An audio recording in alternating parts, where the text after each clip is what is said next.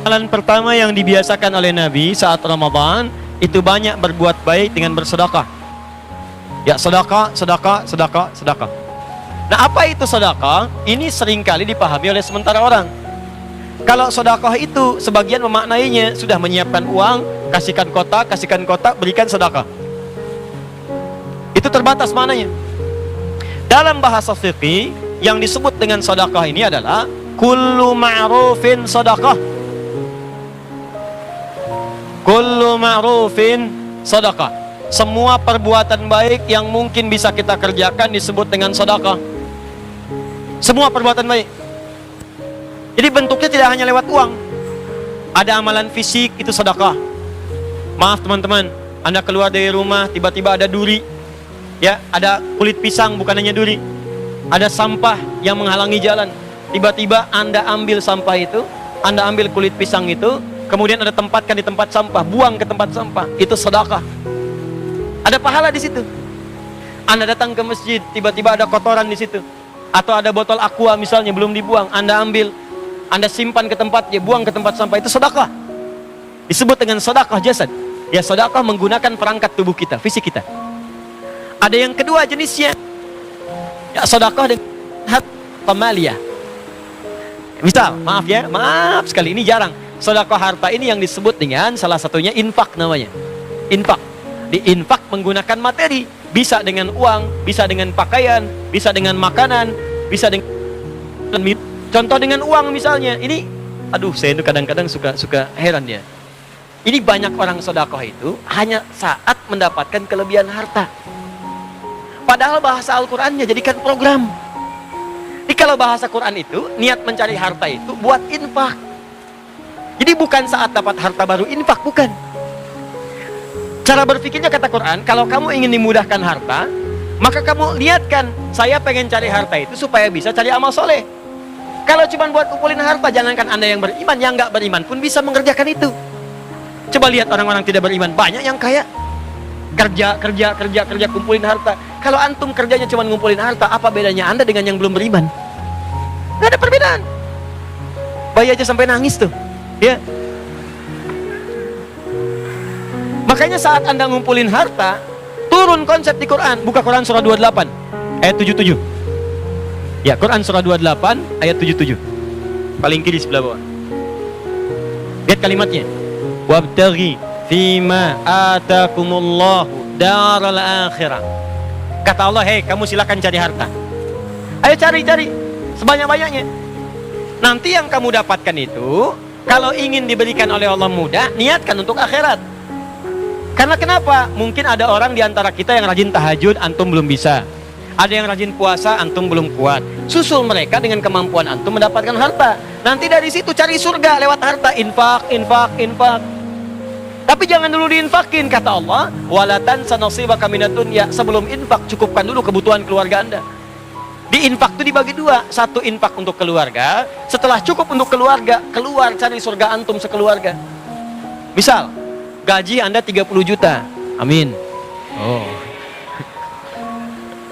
Gaji 30 juta, diukur-ukur kebutuhan rumah tangga 20 juta. Maka kalau kebutuhan Anda 20 juta, Allah kasih 30 juta, 10 jutanya itu untuk cari akhirat. Programkan zakatnya, infaknya. Jadi bukan infak dulu keluar, keluarga tidak diurus, tidak begitu. Awas, hati-hati. Di rumah dulu. Makanya ketika suami mencari harta bendanya didapatkan, kewajiban pertamanya infakkan dulu untuk di rumahnya. Makanya orang-orang beriman itu punya program infak. Sebulan punya program. Saya nih punya 30 ribu, nggak apa-apa, bagi 30. Anda kerja nih, kelebihan 30 ribu. Bismillah, niatkan keikhlasannya. 30 ribu, 10 ribu, 10 ribu, 10 ribu, 3. 1000, 1000, 1000 setiap hari. Setiap hari infak. Yang penting ikhlas, nggak apa-apa. Anda kerja dengan keringat Anda. Ya, 1 juta tidak ikhlas, 1000 ikhlas. Ikhlas itu yang punya nilai. Masih beruntung kata Allah lewat lisan Nabi yang dinilai keikhlasan, bukan kuantitasnya. Semakin banyak, semakin ikhlas, bagus. Kotak infak lewat, ngasih 100 ribu. 100, masuk. Yang 1000, jaga-jaga supaya nggak kelihatan. Ya, apalagi yang 1000-nya itu uang logam kan? Ya, supaya jaga supaya nggak bunyi. Jaga, masuk. Itu bernilai. Jadi poin yang mau saya sampaikan, latihan dari sekarang. Di orientasi mencari harta itu bukan dikumpulkan sebanyak-banyaknya. Udah kumpul keluar zakat selesai, bukan. Caranya begini, antum niatkan pengen zakat, niatkan pengen infak, cari. Setelah begitu, buatlah pemetaan infak bagi pos infak saya bulan ini ada 50.000, bagi sebulan sekian. Pos infak saya 3 juta, bagi setiap harinya masukkan sini. Bisa pindah-pindah. Nurul Bahri, pindah ke Al-Azhar samping, pindah lagi kemana, pindah kemana, cari anak yatim, kasihkan. Antum berangkat nih, yang berangkat tuh kadang-kadang gelap sebelum subuh, cobalah antum jalan-jalan. Itu yang nyapu jalan tuh Allah. Dulu saya tuh masih berusaha lah, rajin keluar itu. Kadang pakai motor, lihat yang nyapu jalan Pak. Begitu antum lewat bersih, nggak ada tumpah, itu kan ada yang nyapu tuh sebelum subuh. Gak banyak orang tahu tuh. Kadang-kadang mereka sholat sambil nungguin, ngulang-ngulang baca Quran, ada yang zikir, ada yang duduk. Cobalah antum dekati orang itu. Begitu antum berikan walaupun cuma 5.000, berapa kalimat yang keluar di lisan? Pak, makasih Pak, Bu, ya Allah, mudah-mudahan dibalas dengan surga, mudah-mudahan disehatkan, orang tuanya dimuliakan. Itu yang keluar cuma 5.000, tapi doanya untuk bapak anda, ibu anda, anak anda, keturunan anda, pekerjaan anda. Dan orang itu seketika didengar oleh Allah Subhanahu wa Ta'ala. Bukankah doa yang paling didengar diantaranya doa orang-orang susah? Begitu antum berikan, seketika nyampe ke aras, mengguncang aras, turun kepada anda. Cobalah cari yang demikian. Minimal, kalaupun antum gak berharap, ada ketenangan dalam jiwa. Beda antara antum titipkan dengan ngasih sendiri, itu lain. Berikan begitu keluar orang seperti itu, ya Allah, indah sekali. Semoga selamat di perjalanan dia, tidak ada apapun dan sebagainya. Oh, itu indah gitu. Kenapa gak punya program begitu? Nah sekarang sebelum nyampe ke Ramadan, coba siapkan anggaran anda untuk Ramadan. Karena Ramadan itu unik. Nanti anda tuh akan punya getaran di hati. Tiba-tiba mencatat mana yatim, mana fakir, mana orang miskin. Kalau anggarannya nggak ada, apa yang mau dikasihkan? Dari sekarang siapkan. Bismillah, untuk Ramadan tahun ini saya akan nyari uang. Uangnya untuk akhirat. Tiap hari saya dunia 11 bulan. Sebulan yang akan datang saya siapkan akhirat saya. Anggaran saya nggak akan banyak-banyak. Misal, semampu anda. Yang 300.000, yang cuma punya 3.000, yang 3 juta, 3 juta. Bismillah, siapkan. Hari pertama keluarkan, hari kedua sini, hari ketiga. Itu pahalanya khusus untuk Ramadan kali lipat hari biasa. Anda sekarang infak 700 kali lipat, infak kali 10 kali lipat lagi. Hadisnya qudsi, Kitab Siyam Al-Bukhari, nomor hadis yang pertama, paling kiri sebelah atas di kitab. Kullu amal ibni Adam, semua amalan anak Adam yudha'af, akan dilipat gandakan min asyratin ila sab'i mi'atin, dari 10 sampai dengan 700 kali lipat. Illa siyam, kecuali puasa. Fa innahu li wa ana ajzi bihi. Karena puasa itu ditunaikan khusus untukku, aku yang memberikan pahalanya tanpa batas. Paling minimalnya wal hasanatu bi asyri amsalihha. Setiap kebaikan dikali lagi 10 kali lipat hari biasa. Kali. Disiapin dari sekarang, rugi kalau anda nggak infak saat Ramadan. Ya, Ustadz saya nggak ada uang, makanan. Walaupun dengan sebiji kurma. Ustadz maksudnya harus cari kurma dulu, kan harus beli. Tidak. Anda punya pisang, kasih pisang.